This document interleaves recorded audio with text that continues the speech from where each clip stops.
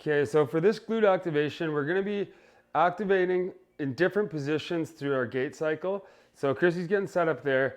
First one we're gonna have, so if you were to take a picture and you're in line with your stride at some point, I know that didn't look like a normal gait cycle, but as we get through, the knees wanna be in line, that's gonna be first position. And then second one, we'll be a little bit more ahead, getting that extension. So we'll walk you through a setup here. So you want the heel connected to the wall, up on the toe. Don't go right just to the toes are touching. You do want the medius part of the ball of your foot touching.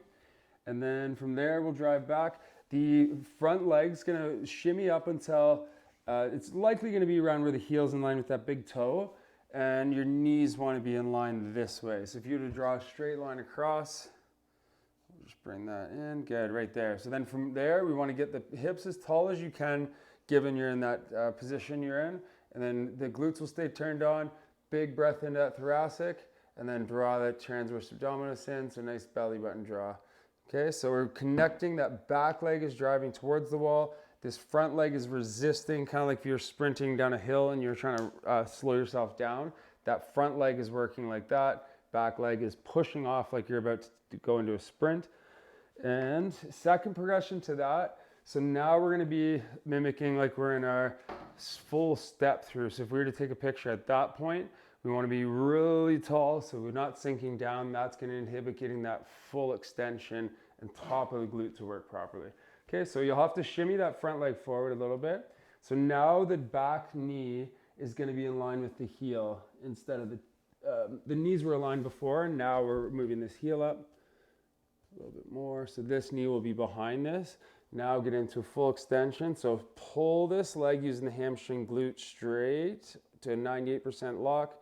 And then from there, this one, once that's pulled, locked out, then this one can push. Then this one will change the other way. So you're still resisting that downhill pressure. And then this one is pushing, trying to drive that leg straight if we can. And as you do that, you'll feel that hip get challenged and the glutes need to stay turned on to maintain that full extension. Okay, so from here, if you feel comfortable, if this is enough stimulus for you, that's okay.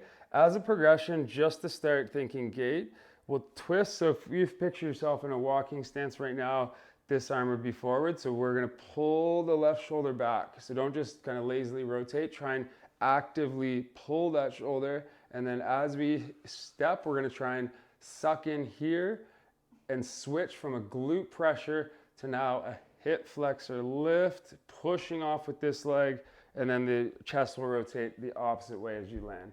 Okay, so we'll just do one of those just for fun to come off. Okay, that's good.